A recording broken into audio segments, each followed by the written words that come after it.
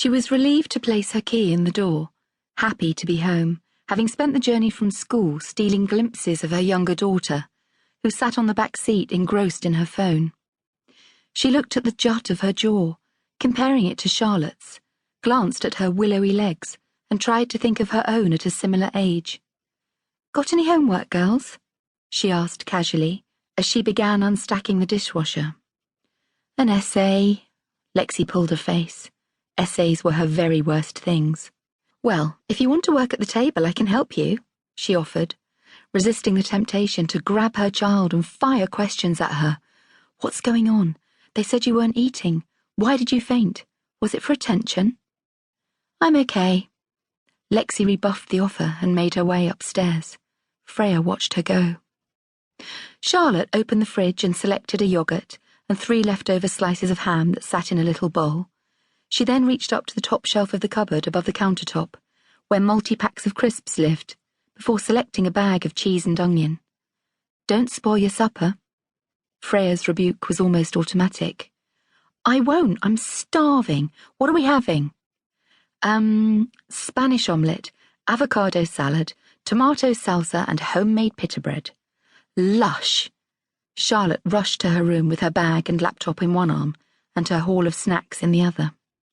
Concentrating on the dicing of tomatoes, the de-seeding of fresh chili and the whisking of eggs helped take her mind from her concerns.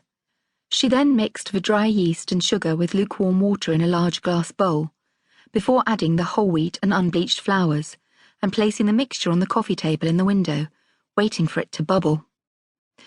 When Lockie walked through the door, throwing his keys into the ornate Moroccan pottery dish they had picked up from the souk in Marrakesh, she abandoned her preparation and practically ran into his arms. "Oh, well, I rather like this," he chuckled. "Think I should go away for the day more often if this is the reaction I'm going to get. Mind you, I have been gone for a whole 8 hours. He ran his hands over her back as she buried her face in the space beneath his chin and inhaled the scent of him. "What's up?" He pulled away from her and held the tops of her arms, looking into her eyes.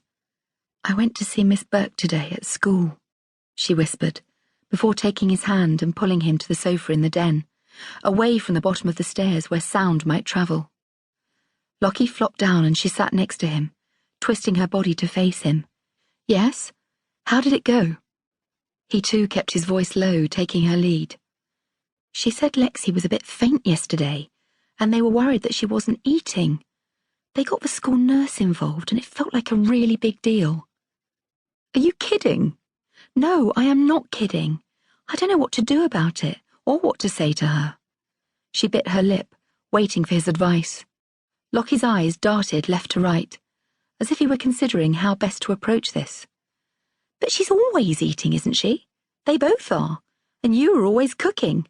We are a house of grub." "That's more or less what I said. I mean, yes, she's eating less, but I think that's a good thing." She sat forward, folding her hair over her shoulder, glad that they were on the same page, reassured by his dismissive tone. There was probably nothing to worry about. No school nurse or PE teacher knew their daughter as well as they did. "I mean, we do need to talk to her," he countered. "If she's nearly fainted, we need to find out why." "Yes, of course, but I don't want to make it more of an issue than it was, or give her any ideas. She said that Lexi has lost a lot of weight. I can't see it. I mean, she's lost a bit, but she looks great, healthy."